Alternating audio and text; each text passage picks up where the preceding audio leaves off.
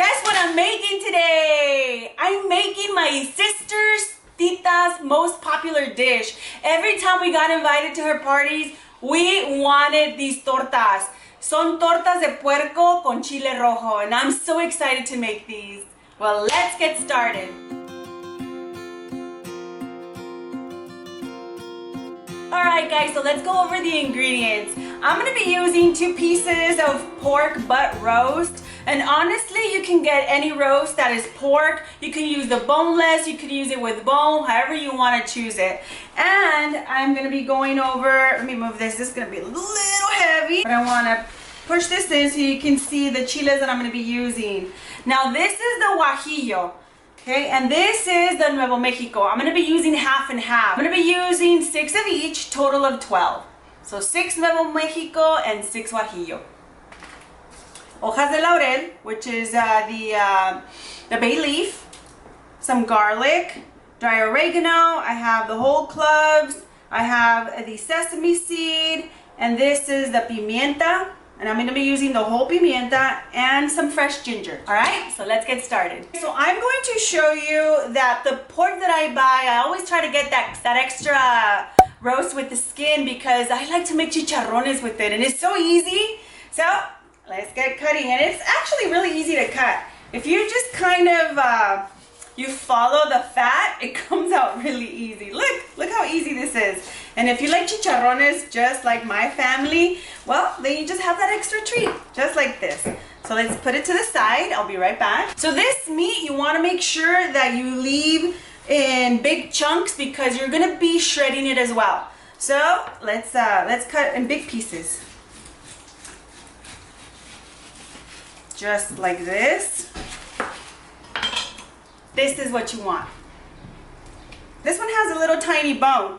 Well, then just cut right, try to find the bone, and if you find it, then go to the other side. It's really easy. Alright guys, so I already finished cutting all the meat, so let's put it into the pot. Alright guys, so our meat has been cooking for an hour and a half or so. So now this is when I want to start cooking my chiles. But you got to make sure that you take the stem off and you get all the seeds out because you don't want them in. So let me get all my chiles cleaned out. I'm going to cook them and then I'll be right back.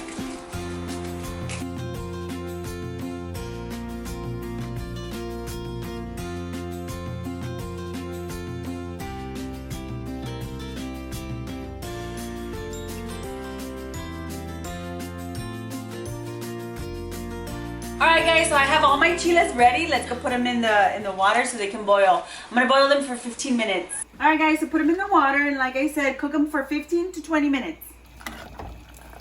Just like that.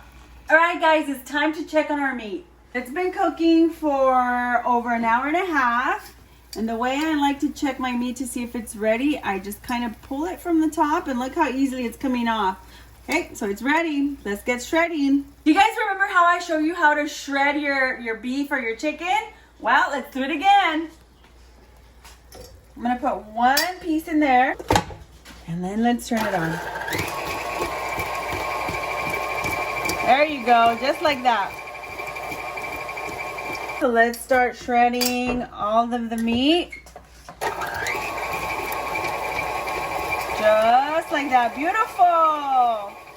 Alright guys, remember, don't over shred it. You want to make sure that you have big pieces because once you pour your chile, then it can get a little mushy. So make sure you leave them little big pieces. Once you have all your meat shredded, you pour it back in that same pot, but after you drain all the beef broth. Alright, so now let's get all of our chiles inside of our blender. And I am not going to be using the chile water. I'm going to be using the broth that came out of the pork meat. All right, so let's blend. Now this is the broth that I was able to get. That's probably good. That's the amount I want. Now let's start adding the rest of the ingredients. All right, so this is the fresh ginger and this is the dried oregano. I'm just going to pour it all in here. I have the cloves, the black pepper, and the sesame seeds. All goes in here. Just like that. Okay, so now we want to add the chicken bouillon. And you want a good 2 tablespoons of this. Now we blend.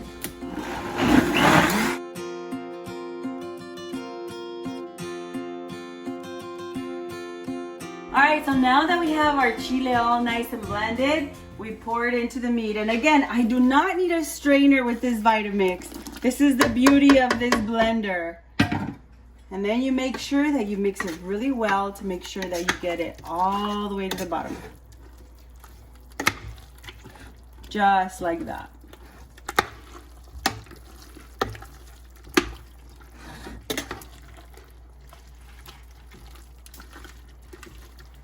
Alright guys, now you get bolillo, virote, whatever you guys want, whatever your preference is. Now we're gonna cut them up and put them in the oven. So let me get cutting. Look at this. Oh, the smell of bolillo, the fresh bolillo is so good. So you cut. Now we fix. We're gonna put it in, we're gonna bake them so they can be nice and fresh, nice and toasty, because that's what gives it the taste. All right, so let's put in the oven, and you just want to leave them there for a couple minutes. You don't want them that dark. So let's just toast them. Now you want to toast your bolillo inside the oven for a good 5 minutes, just like that. All right, for tortas ahogadas, I'm gonna make a quick hot sauce. I'm gonna add some tomato and some chile de árbol. Cook it until the tomato is nicely cooked. All right, so for that that sauce that we want for the torta ahogada, again, this is the tomato and the chile de árbol. Now let's blend it. No salt, nothing else, just the chile and the tomato.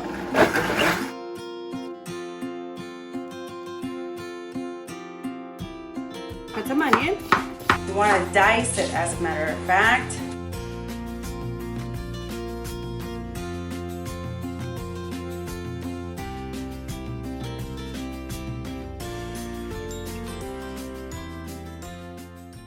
So now we're gonna dice some tomato, like this.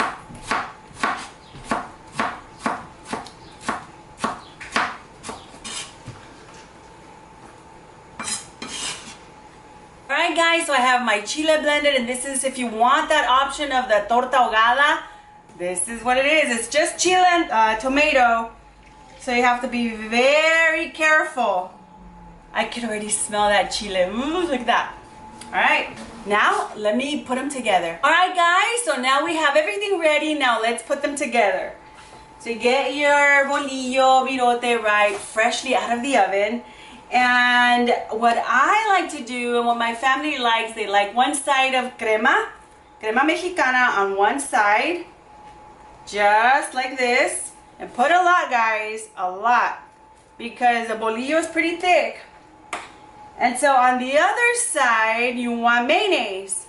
And that combination of both, wow, if you haven't had it, trust me, it's really delicious. And now, and so now we get our meat.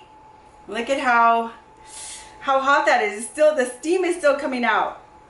And again, you want to make sure that you leave the big pieces just like this, because you don't want it overly shredded. Oh my gosh. Look at this. Now mustard. Now this is how you eat it. Okay, you add the mustard, you add some onion and the tomato, and oh my gosh, the smell of it. It smells so good. Just like this. So let me get the other ones ready.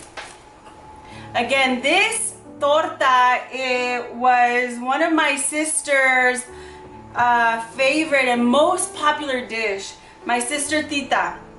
And she already passed away, but we still remember her with this. And this is it. This is her most popular dish. And every time that we went to her parties, that's what we requested. When we said, oh, we want a torta ahogada, so this is what we did. We get this big old torta, we dip it in there. I was trying to find for the best dish to get this all soaked in, but just like this. And oh my goodness, this right here. Look at this. Listo. really enjoyed this video. Don't forget to give me that subscribe and that like. Thank you and see you later. Bye.